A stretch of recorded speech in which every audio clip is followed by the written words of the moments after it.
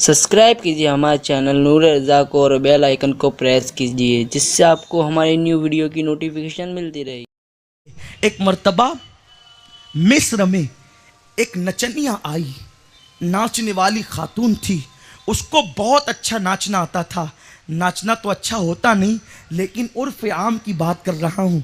उर्फ आम में जिसे लोग अच्छा नाच कहते हैं, अच्छा डांस कहते हैं, वो बहुत अच्छे से नाच लेती थी। यानी नाचने का हुनर जानती थी, नाचने का फन जानती थी। एक दिन लोग आए हजरत ज़न्नून मिस्री के पास और कहते हैं, ज़न्नून ये एक लड़की है, बहुत खूबसूरत है, इतना नाचती है और ऐसे फन से नाचती और गाती है कि सारे मिस्र के लड़के इसके शैदा हो रहे हैं। ज़िना बढ़ रहा है, अय्याशी बढ़ रही है, म्यूजिक का शौक बढ़ रहा है, नाचने वालों के देखने वालों का शौक बढ़ रहा है। एक काम करो, तुम बहुत ज्यादा मिस्र के अंदर इज्जत रखते हो, तुम्हारा दबदबा है, उस लड़की को अपने दबदबे की वजह से मिस्र से बाहर कर दो। याद रखो, सुन्नी दावत इस्लामी का मिजाज औलियाए किराम के मिशन के मुताबिक है। हम गुनहगारों से नफरत नहीं करते, हम गुनाह से नफरत करते हैं, गुनहगार से नफरत नहीं करते।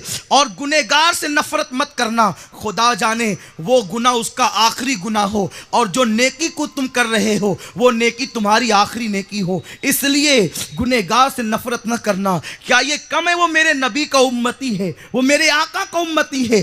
जो हुजूर का उम्मती आशिक है उसको उससे नफरत नहीं करना, मोहब्बत करना, वरना तुम नफरत किए जाओगे। अल्लाह अकबर। जनाब ज़न्नून ने कहा, लोगों तुम सिर्फ गुनाह को खत्म करना चाहते हो ना, फिर उसको निकालने की बात क्यों करते हो? निकालना हमारे मिजाज में नहीं, हमारे मसलक में नहीं, हमारे मजहब में नहीं। यहां से निकाल दोगे वो कहीं और जाकर गुनाह करेगी। मैं उसके गुनाह की तदबीर करता हूं कि किसी तरह वो गुनाह छोड़ दे।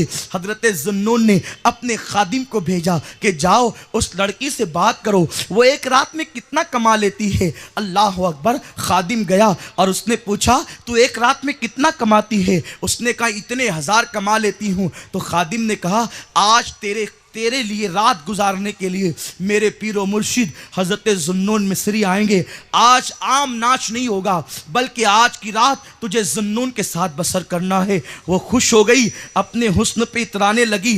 लड़कों को तो मैंने आवारा किया, लड़के तो मेरे नाच पे फिसल गए, लेकिन वक्त का वली कामिल भी मेरे नाच से मुतासिर हुए बगैर न रह सका। और आज वो हार चुका बाजी और मेरा नाच देखने के लिए आ रहा है।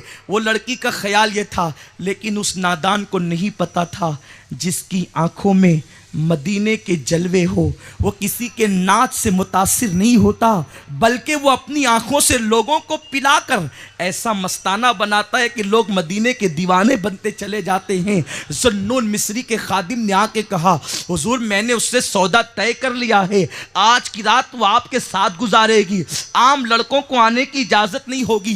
ज़न्नून आप देखो तो सही, आज हमारी कौम दीन सीखने के लिए वक्त नहीं निकालती, किसी को सुधारने की फिक्र नहीं करती। ज़न्नून पैसे देकर उसको सुधारने चले, खर्चा करके उसको सुधारने चले हैं। उसको पैसे दिए, लड़की खुश हो गई। कहा, करना क्या है? ज़न्नून कहते हैं, बेटी आज तुझे मेरे साथ नमाज पढ़ना है। उसने अपने लिए बेटी सुना, तड़प गई। आप मुझे बेटी कह रहे हैं? कहा, हाँ बेटी, हर मुसलमान की बेटी पूरे इस्लाम की बेटी होती है। उसने कहा, मगर मुझे आज तक किसी ने बेटी तो नहीं कहा। जो भी देखता ललचाई हुई नजर से मुझे देखता, मेरे जिस्म को खा जाना चाहता। आप बेटी कह रहे हैं? फरमाया, मगर तुझे नमाज पढ़नी है। कहा, बाबा मगर मैं तो नमाज पढ़ना नहीं जानती। मुसलमान घर में पैदा हुई, बच्ची थी, मेरे बाप का इंतकाल हो गया, रोजी रोटी के लिए मेरी माँ ने मुझे नचनिया बना दिया। छोटेपन से नाचते नाचते आज एक बहुत बड़ी नचनिया बन गई। आप कहते हैं, मगर कोई बात नहीं बेटी, बस कुछ नहीं करना है तुझे, मैं जो करूं मेरी नकल करना, मैं जो करूं मेरी नकल करना। उस लड़की को गुस्ल का हुक्म दिया, अपनी तरफ के कपड़े पेश किए और ज़न्नून के पीछे वो मुसल्ला बिछाकर खड़ी हो गई। हज़रत ज़न्नून मिस्री बहुत खूबसूरत थे, बहुत खूबसूरत। और उस उम्र में अल्लाह ने आपको बहुत हुस्न अता किया था। आपने हाथ ऊपर उठाए। लड़की ने भी ऊपर उठा के पहली मर्तबा अल्लाह की किबरियाई का ऐलान किया, अल्लाह अकबर। बात यह है, अल्लाह फरमाता है, हदीस कुदसी है, जो मेरी तरफ चल कर आता है मेरी रहमत उसकी तरफ दौड़ कर जाती है। मुसलमानों, माँ उतना प्यार हमें नहीं दे सकती जितना अल्लाह हमें प्यार देता। हमने अल्लाह की कदर नहीं की। मोमिनो, कभी मां घर से निकाल देती है, लेकिन इतने जराइम के बाद अल्लाह हमें कभी मखलूक से नहीं निकालता। वो रब है, रब जिसने मां के पेट में हमें खाना खिलाया, जिसने मां के पेट में हमें खूबसूरती अता की। हमारे पैदा होने से पहले मां के सीने में उसने दूध पैदा किया। पैदा होने से पहले बाप के दिल में शफकत पैदा की। है कोई ऐसा? है कोई ऐसा? वो खुदा है जो 70 माओं से ज्यादा प्यार करता है। नादान इंसान, तू सबके लिए रोया, सबके लिए, कोई सिला नहीं मिला। एक मर्तबा मेरे अल्लाह के लिए तो रो के देख। उठ ना किसी वक्त रात में और मुसल्ला बिछा और रियाकारी को दिल से निकाल और ये तसव्वुर कर, वो तेरे करीब है। कितने करीब? खुद कहता है, नहनु अक़रबु इलैहि मिन हब्लिल वरीद। वो तेरी शेरक से ज्यादा करीब है। तुझे भाई को बुलाना हो तो पुकारना पड़ता है, अल्लाह के लिए पुकारने की जरूरत नहीं। चुपके कहे, धीरे धीरे बोल, देख वो सुनेगा। और अगर तेरे कान से गुनाह के पर्दे हट गए तो फिर वो तुझसे कलाम भी करेगा। तेरे कानों में आएगी सदा, बंदे लब्बैक या अब्दी, लब्बैक या।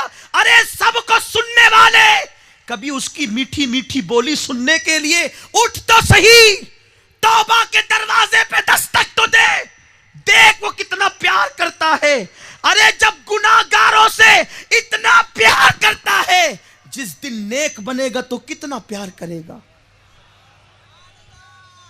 उस लड़की ने पहली मर्तबा कहा, अल्लाहु अकबर, अल्लाह सबसे बड़ा है।